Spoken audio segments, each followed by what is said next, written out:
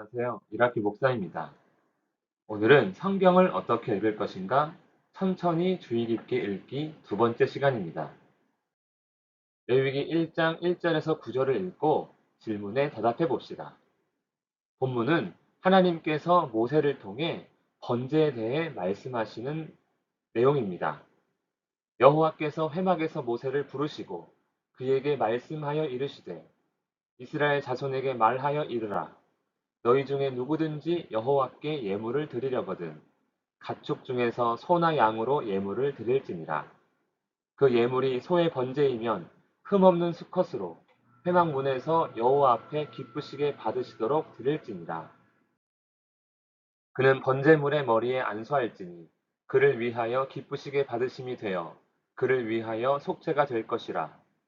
그는 여호와 앞에서 그 숫송아지를 잡을 것이요 아론의 자손 제사장들은 그 피를 가져다가 회막문 앞 제단 사방에 뿌릴 것이며 그는 또 그 번제물의 가죽을 벗기고 각을 뜰 것이요 제사장 아론의 자손들은 제단 위에 불을 붙이고 불 위에 나무를 버려놓고 아론의 자손 제사장들은 그 뜬 각과 머리와 기름을 제단 위에 불 위에 있는 나무에 버려놓을 것이며 그 내장과 정강이를 물로 씻을 것이요 제사장은 그 전부를 제단 위에서 불살라 번제를 드릴지니 이는 화제라 여호와께 향기로운 냄새니라. 아멘. 질문입니다. 제물이 될 짐승을 잡는 자, 곧 죽이는 자는 누구입니까? 제사장이 아니라 제물을 가져온 제사 드릴 자입니다. 의외로 많은 사람들이 제물을 잡는 자를 제사장으로 여기고 있습니다. 하지만 성경을 천천히 주의 깊게 읽어보면 제사장이 아닌 제물 가져온 자가 직접 그 머리에 안수하고 죽이는 것을 알 수가 있는 것입니다. 이와 같이 우리가 성경을 대충 읽기 때문에 그저 제사장이 죽이겠지 하고 알고 있는 것 아닐까요? 마태복음 7장 7절에서 12절을 읽고 질문에 대답해 봅시다. 본문은 흔히 기도에 대한 말씀으로 알고 있습니다. 구하라 그리하면 너희에게 주실 것이요 찾으라 그리하면 찾아낼 것이요 문을 두드리라 그리하면 너희에게 열릴 것이니 구하는 이마다 받을 것이요 찾는 이는 찾아낼 것이요 두드리는 이에게는 열릴 것이니라. 너희 중에 누가 아들이 떡을 달라 하는데 돌을 주며 생선을 달라 하는데 뱀을 줄 사람이 있겠느냐. 너희가 악한 자라도 좋은 것으로 자식에게 줄 알거든 하물며 하늘에 계신 너희 아버지께서 구하는 자에게 좋은 것으로 주시지 않겠느냐. 그러므로 무엇이든지 남에게 대접을 받고자 하는 대로 너희도 남을 대접하라. 이것이 율법이요 선지자니라. 아멘. 구하라, 찾으라, 두드리라. 구하는 이마다 받을 것이요 찾는 이는 찾아낼 것이요 두드리는 이에게는 열릴 것이니라. 이 말씀의 의미는 무엇입니까? 하늘에 계신 너희 아버지께서 구하는 자에게 좋은 것으로 주시지 않겠느냐. 즉, 하나님께 기도하면 반드시 응답받을 것이다. 입니다. 그럼 예수님께서 이와 같이 기도하라고 가르치신 이유는 무엇입니까? 우리는 이 말씀을 통해 하나님께서 좋은 곳으로 응답하시니 기도 많이 하고 복을 받으라고 배운 경우가 많습니다. 하지만 실제로는 그렇지 않습니다. 12절에 그 답이 있습니다. 그러므로 무엇이든지 남에게 대접을 받고자 하는 대로 너희도 남을 대접하라. 이것이 율법이요 선지자니라. 예수님께서 기도하라고 하신 이유는 대접하기 위해 하나님께 필요한 것을 얻으라입니다. 즉 기도의 목적은 대접하기 위함입니다. 우리는 기도를 하고 있습니다. 무엇을 위해 기도합니까? 다른 사람을 섬기기 위해, 다른 사람에게 대접하기 위해 우리는 하나님께 구해야 하는 것입니다. 우리는 천천히 주의 깊게 성경을 읽어야 합니다. 그러면 이와 같이 성경을 읽을 때 중점을 둬야 할 부분은 무엇일까요? 정한 본문의 말씀이 요약, 이해될 때까지 읽어라입니다. 우리는 한 번 빨리 읽고 넘어가고 싶은 마음이 있습니다. 그러나 하나님의 뜻을 아는 것이 중요하기 때문에 본문 말씀을 읽고 그 본문이 무엇을 말하고 있는지가 이해될 때까지 읽는 것이 더 중요합니다. 본문이 이해될 때까지 읽을 때 있는 그대로 보는 것이 중요합니다. 묵상을 하거나 해석을 하게 되면 다른 의미를 부여하게 되고 오히려 다른 뜻으로 이해할 수 있기 때문입니다. 하나님께서 나에게 무엇을 말씀하시는가 듣는 자세로 읽어야 할 것입니다. 본문을 그대로 읽을 때 육하 원칙을 찾아야 합니다. 누가, 언제, 어디서, 어떻게, 무엇을, 왜 했는지 알아야 그 뜻이 분명해지기 때문입니다. 특별히 주어와 동사, 목적어를 살펴서 본문을 단순하게 만들어 이해할 필요가 있습니다.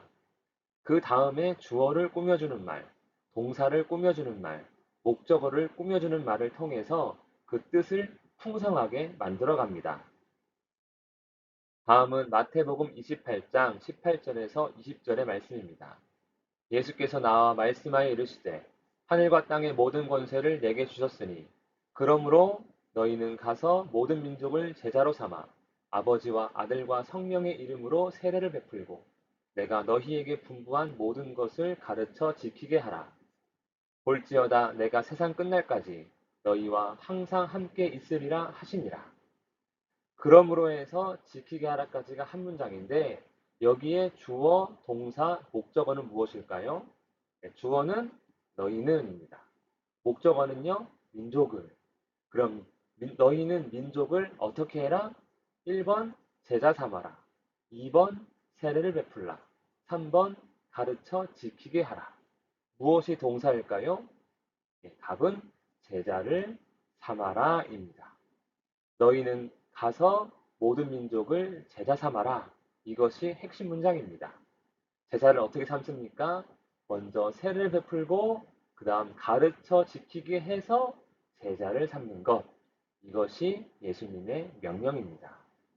천천히 주의 깊게 읽으면 이와 같이 문장이 분명해지고 그 뜻이 명확해집니다.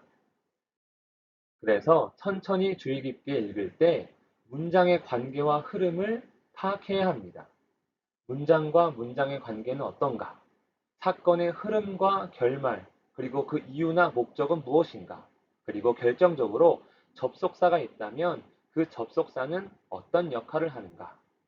예를 들면 그러므로가 포함이 되면 보통 앞의 내용의 결론이 되는 것입니다. 성경을 읽을 때 의외로 처음 접하는 단어가 많이 있습니다.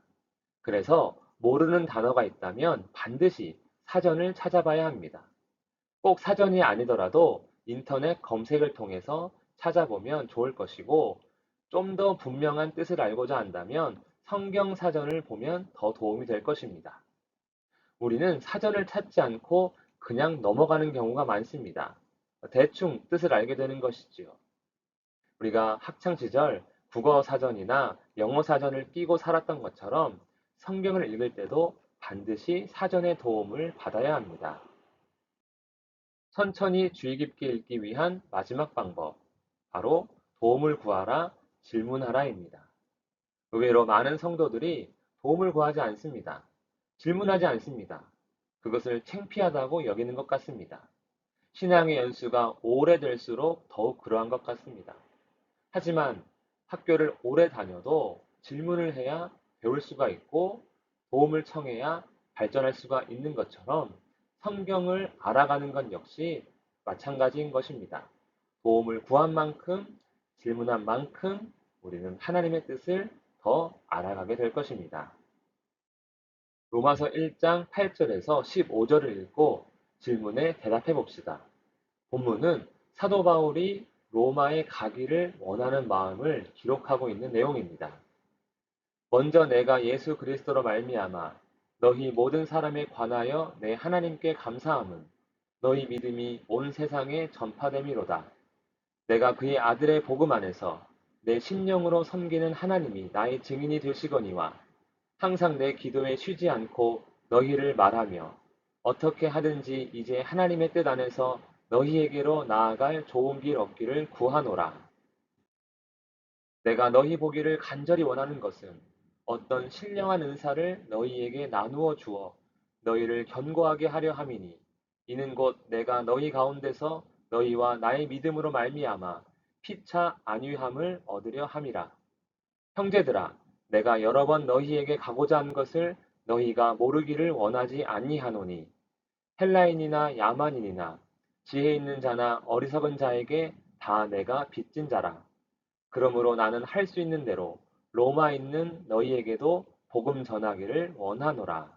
아멘. 질문입니다. 바울이 로마 교회 성도들을 보기 원하는 이유는 무엇입니까? 어떤 신령한 은사를 너희에게 나누어 주어 너희를 견고하게 하려 함이니. 사도 바울이 로마 교회 소식을 들었습니다. 그들의 믿음의 소문도 들었습니다.